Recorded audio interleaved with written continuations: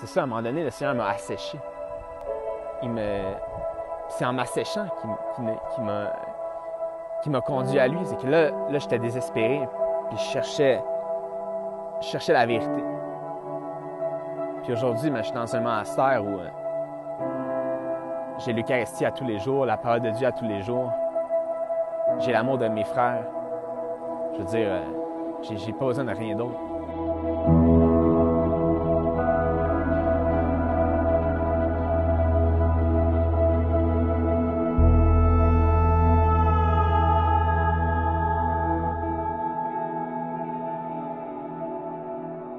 Donc, je m'appelle Mathieu Lachance. Je viens de Lorraine, une petite ville située en banlieue de Montréal, sur la rive nord, pas à Laval, un peu plus au nord. Puis j'ai été à l'école à Montréal, puis sur la rive nord, j'ai grandi là, puis j'ai passé toute ma vie là-bas. Ouais. Avant ma vie aujourd'hui, c'était une vie un peu dissolue, là. Je m'intéressais au sexe, à des effets comme la drogue, l'alcool. J'aimais faire la fête, j'aimais écouter du rock and roll, puis être dans un état de on pense pas à demain, puis on dit ce qui vient à travers notre tête. Vraiment, puis c'est sûr que c'est ça, j'avais un intérêt très poussé pour voir le plus de filles possible.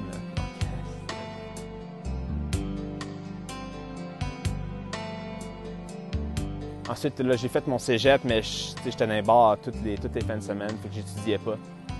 Les amis que je fréquentais à ce moment-là, je voyais qu'il y avait un certain vide dans notre manière de vivre. Là, t'as 20 ans environ, là, puis là, 3-4 fois par semaine, tu te saoules la gueule, tu fumes du pot, tout ça altère un peu les perceptions aussi en même temps. Et fait que là, j'ai suis mis à dérailler vraiment.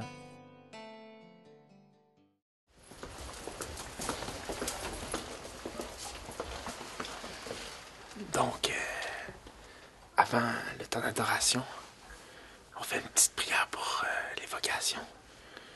On demande, dans l'esprit de notre fondateur, d'être abîmé dans le cœur de Dieu et d'aimer tous ceux que le Seigneur nous donne à aimer, plus particulièrement ceux qui sont proches de nous.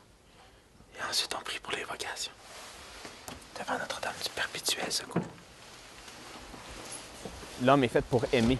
Donc, c'est ça qui était brisé en moi, c'est que je voyais plus comment on pouvait vraiment s'aimer les uns les autres d'une manière authentique. Je voyais l'arnaque partout.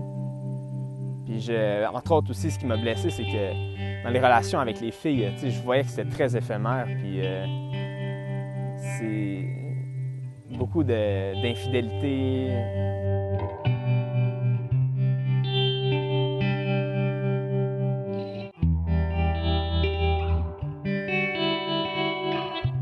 Quand j'ai commencé à lire la Bible, j'ai commencé avec la Genèse. Je me suis dit, je vais passer à travers parce que maintenant, je suis rendu fort intellectuellement. Je suis en sciences politiques, je lis des grands penseurs, là, donc je suis capable de lire ça. J'étais assez...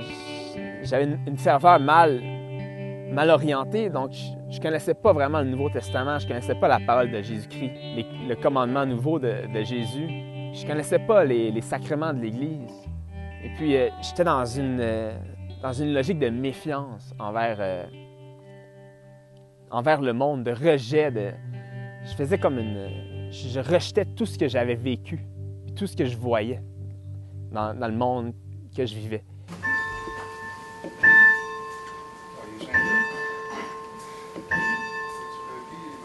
Aujourd'hui, je vis dans l'espérance.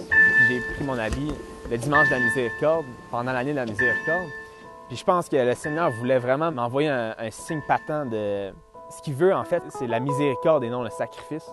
Puis je m'appelle Mathieu, donc c'est un peu le centre de l'Évangile selon saint Matthieu. Ce n'est pas le sacrifice que je veux, mais la miséricorde. Le cœur, je veux dire, le Sacré-Cœur de Jésus qui est blessé, duquel sort des fleuves d'eau vive. Je veux dire, c'est ça qui va étancher la soif des jeunes, des moins jeunes, des baby boomers, de ceux qui sont même plus vieux que les baby boomers, mais qui ont